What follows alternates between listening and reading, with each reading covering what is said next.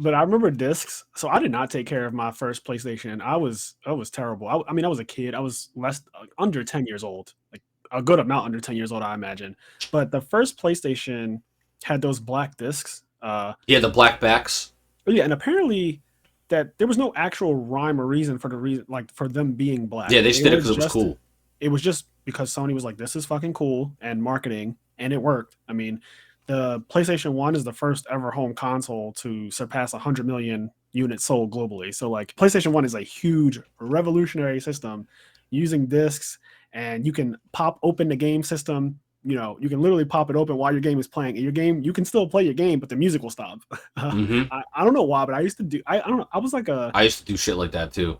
a sciencey kid, I guess is what you would call us. Like we were Like you could basically play until the next load screen. Like if you were in the middle of yes. a Tekken 3 fight, you could take the disc out and finish the fight, and then put Yeah, the disc and back you could in. pop it back in, and then it would continue. Like Yep. it's so interesting how that worked. And I would always wonder when because 64 came out later, like how come 64 didn't have that same type of functionality, but I couldn't wrap my mind around it. But Yeah. I would always like fuck around with my PlayStation, and I would like pop the system open, spin the disc myself with my finger like I was DJing it. The music would start skipping and stuff. Then I would lift the CD off of it. Then I'll put it back down. I was bad. I was a fucking bad kid. That's great though. That's But great. The one quick something you mentioned that I think is important about Sony's success is because they weren't a gaming company first. They were really smart. I think one of the biggest things that made their sales go through the roof for the PS1 and then the PS2 was the fact that the PS1 was a CD player. And that was yeah, just big because you were getting a game console that's also a CD player. yep, And when the PS2 comes out, it's a it's a DVD DVD player. player. And dude, the PS2 was either the same price or cheaper than DVD players. The same thing with the fucking Blu-ray players and the PS3 or Yeah. whatever. It's the same exact thing. Blu-ray players were so expensive. Granted, I don't really think people really care about Blu-rays anymore because we live in the age of streaming. But Yep.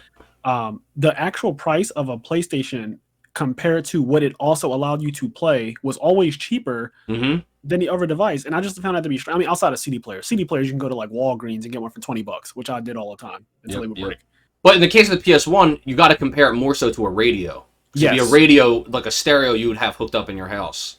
Yep. You could loudly blast it through your TV, which was really cool. And I did do that sometimes. Like I would For just, sure. I don't know, I would just play random shit. One of the other points is that the production for the PS1 ceased in 2004. So it was on the shelves for a decade. So I guess it came out in 1994. So it comes out in 1994, but then it stops in 2004, production on the actual system. But games were still being produced until 2006, which sounds wild to me. It's always the sports games. Like the Okay. Maddens and the FIFAs. I'll just use the PS3 for example. When like the new FIFA for the PS3 comes out, they'll make FIFA 2008 for the PS2, but it'll actually use the engine of FIFA 2007. It won't be FIFA 2008. Yeah. But they'll just push like FIFA and Madden, Yeah. etc. Just to on get the just older to sell a consoles. game, basically. Yeah. Yeah. Here's a random fact, and this is the last one that I have before we start diving into individual games and just talking about those. So I didn't know this, and I did play this game briefly, but Gran Turismo is the best-selling game for the PlayStation 1, Yep. which I did is know this. I didn't know that. That's so random to me. I don't know, man. Gran Turismo has, in hindsight, become one of my most hated games. Oh And I'll shit. tell you, not anything wrong with Gran Turismo itself, but we had a day on my stream where we went through every single solitary console and Real we quick, tried shout to out Critical Hit Plus, where Kenny streams at on a on weekly Twitch. basis. Yep, twitch.tv, Critical Hit Plus. So we had a day where we were hanging out. It was like me, my cousin Stango, who we had on. He's was a top Melee player. Doesn't compete that much right now. But it was like me, him, and a bunch of my other friends. And we were guessing, we would go through every single console and guess the top 5 best-selling games on each console, which was just like a fun thing to do. And we'd be like, okay, so N64, what do you think the top 5 best-selling games were? And we would list them, and we would look, and then we would see how right we were. What we learned during this experiment is that if Gran Turismo released on your console, it was in the top 5 best-selling game. Gran Oh. Turismo sells so fucking hard. I don't know why. I don't remember, like, let's say it was PS2. It was like PS2. I don't remember exactly what the top 5 games were, and I don't remember exactly what we said. But I remember, like, I would say something like, oh, probably like KH2, FF10, like those types of games, right? Yeah. God of War, shit like that. God of War, maybe like Tekken Tag Tournament or something. Mm-hmm. And then, like, we get to the list, and it's like Gran Turismo 4, and I'm like, what? What do you insane. Like, Gran Turismo sells so many fucking copies. And I'm gonna be honest, growing up, I don't think I really knew any. Like, nobody played that game. I don't know who bought Drag Gran them. Turismo, but Fuck I the knew people like who played one that person game. ever that had Get Gran dragged. Turismo. It's like the best-selling game of You all guys time. I don't don't exist. understand.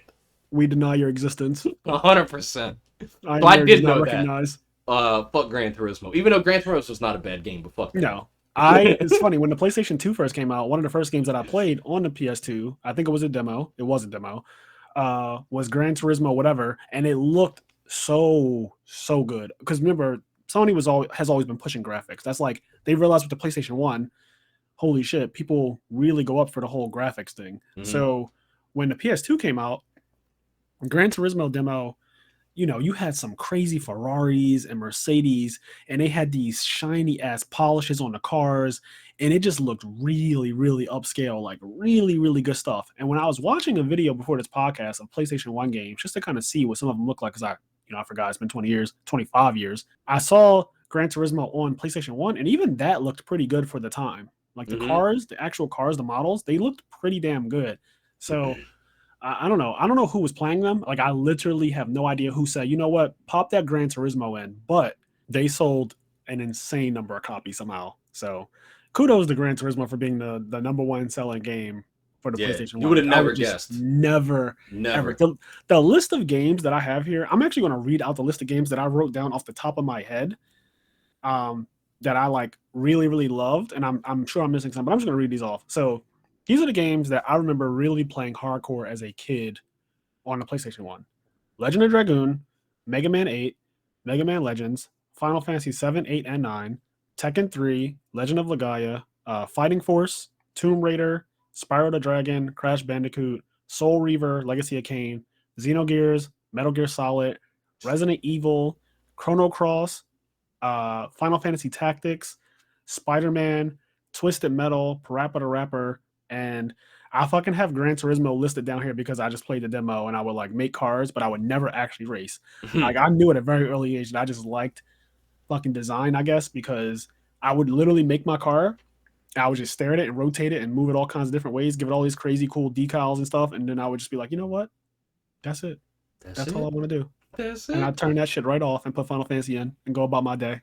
On that note, for Grand Theft Auto, when GTA 5 came out, that was like the first GTA I really, really liked. Like, I played 3 in Vice City back in the day, but yeah, those games, I don't know, I never beat them. Like, I turned them on, kill 1,000 people, run from the cops, and you turn the game off. Like, that's what you do in GTA. Like, GTA was a party game. Like, GTA was a game you would have friends over, and you guys would take turns, like, go out and kill everybody, and then when you get caught by the cops or die, you give the controller to the next person. Like, that's what GTA was to me my whole life. You sound fucking crazy right now. No, stop. It's so true. No, but here's the funny part. I've done that with my best friend Eric. Like, we did exactly what you just described. Yes. We would mass murder human beings in Grand Theft Auto, and then we would pass the controller after it would say busted or fucking like wasted when you died. 100%. And I remember in Grand Theft Auto games, you couldn't swim for a while. So if you went in the water, if for any reason, if your body touched fucking water, you were wasted. You were wasted. Dead. You were dead as shit. Your character sank to the bottom of the Schuylkill. If you touch water if you want to. Don't you ever even touch water. So every GTA before 5, I didn't really play, like, in terms of story or the whole game. But 5, I actually played the whole game. And anyway, the reason why I bring it up is just what you were saying, designing cars. I spent so much time, like, designing my fucking car in GTA 5. I designed the shit out of my car. It's a really big part of the game. Yep. But it's funny that both of us, and look at how we turned out. We're not murderous individuals. Nah. We don't want to go out and kill anyone. But you know how the media tried to push that narrative on us. They tried. Dude, all the time you'd go over someone's house, and I don't know, you'd just be bored. You'd be like, oh, what do you want to do? And I've played every party game ever, and you boot up Grand Theft Auto and just drop a tank from the sky and start running over humans. You just kill shit. Yeah. Yeah. And people start running from you, and they talk back like I give a shit. I remember one guy I would commandeer his car, fucking yank him out his car and get in it, and he would like I give a shit. And I used to love hearing him say that for some reason because I was a child. But every game you mentioned is fucking good. Crash Team Racing I see is on this list. Crash Team Racing is really good. My problem with Gran Turismo, for example, is that I always like This Mario is Kart. not the Gran Turismo podcast, by the No, it's way. not. No, it's not. So But we're about to get the fuck off that subject. yeah, I'm I know. good with But this. my point is, like, Crash Team Racing and Mario Kart, to me, were always like, these are just racing. These are just better racing games. To me. Yes, Like they're just more fun. they're less real. Who the Yeah. fuck wants to play? Who wants to drive in a like Need for Speed? Even is better because it was. Hey guys, if you like this clip, we have full video versions of our podcast episodes available on the I Am Nerd Patreon, as well as exclusive content. If you'd like to listen to our full podcast episodes or find us on any other social media platforms, you can do so by clicking the link tree below.